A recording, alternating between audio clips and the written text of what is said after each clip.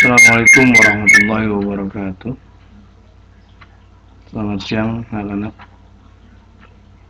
Semoga dalam keadaan sehat walafiat. Sebelum kita mulai pelajaran akidah akhlak, mari sama-sama kita berdoa terlebih dahulu dengan mengucapkan Bismillahirrahmanirrahim. Kemudian jangan lupa pula kamu mengabsenkan diri terlebih dahulu. Anak-anak sekalian, menindaklanjuti pelajaran yang lalu, yakni tentang Al-Quran dan keistimewaannya. Sekarang Bapak akan menyampaikan tentang isi pokok kandungan Al-Quran.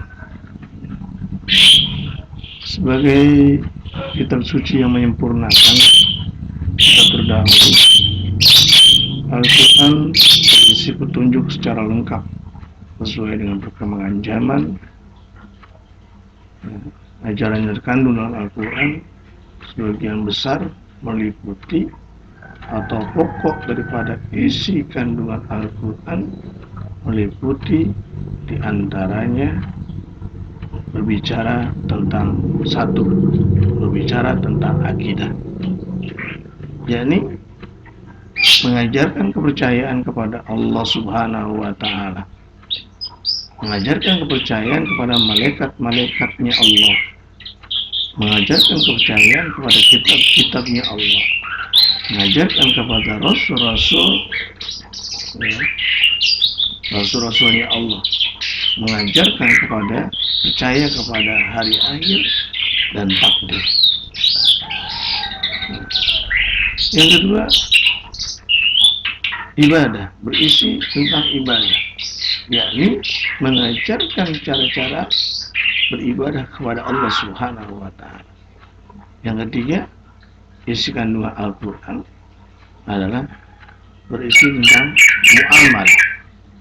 Apa itu muamalah? Yakni ajaran Al-Quran atau isi kandungan Al-Quran yang mengajarkan hubungan antara manusia baik dalam keluarga, tetangga maupun masyarakat.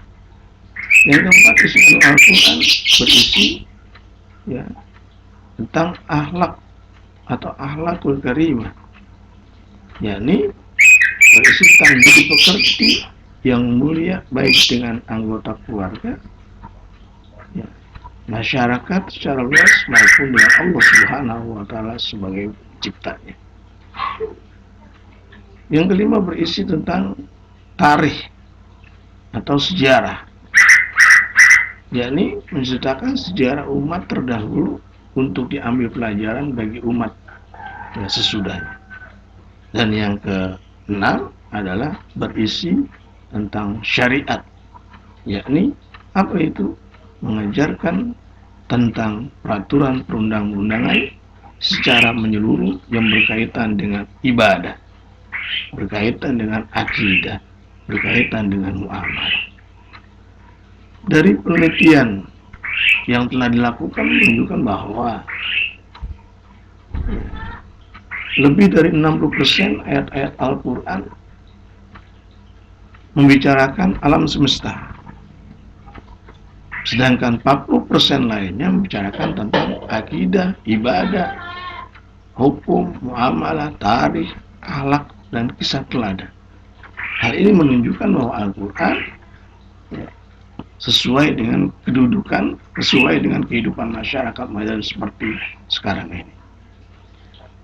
Anak-anak sekalian, sekarang kita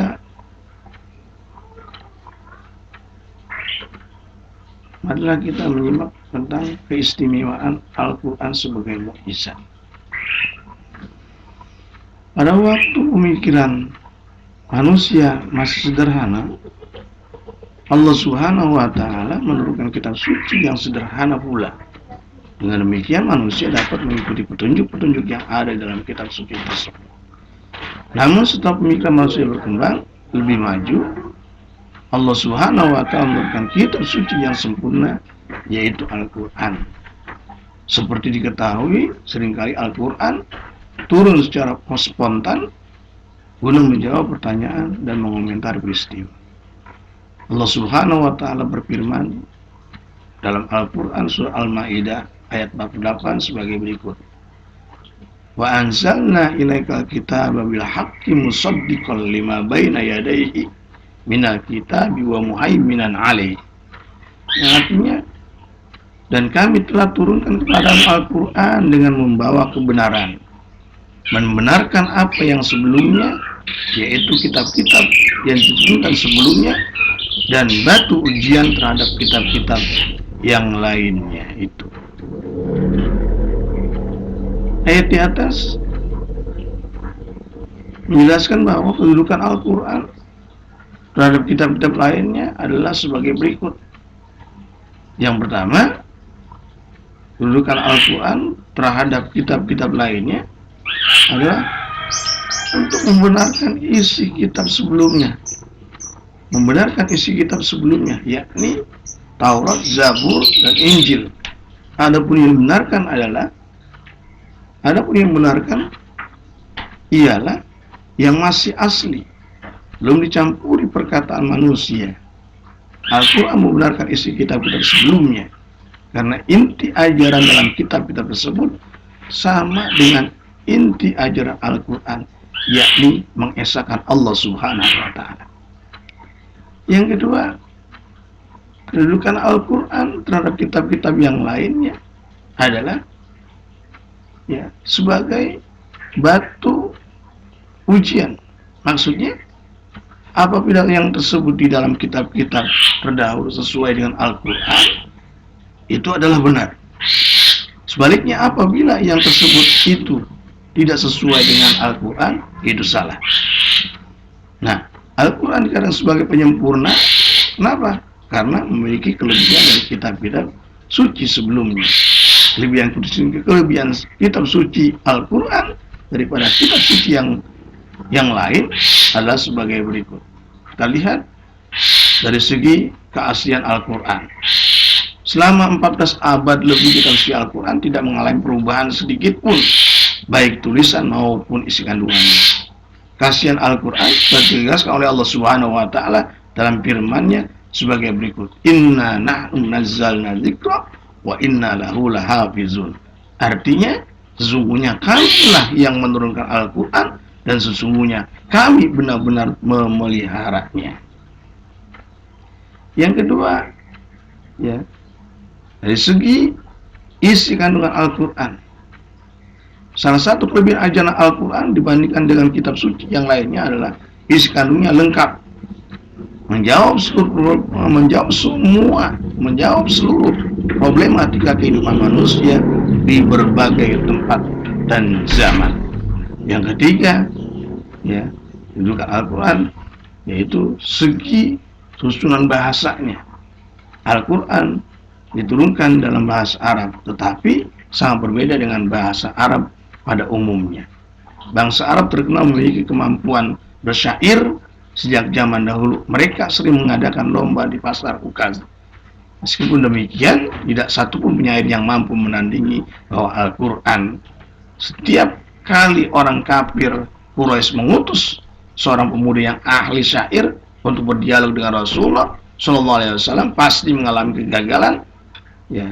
Bahkan mereka merasa kagum bahasa Al-Quran mempunyai nilai sastra yang tinggi sehingga tidak ada yang sanggup untuk menandinginya.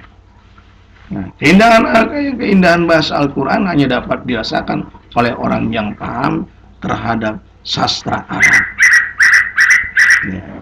Yang keempat, segi misi. Dilihat dari segi misi yang diemban. Kitab-kitab suci dah sebelum Al-Quran berlaku sementara, hanya untuk umat tertentu.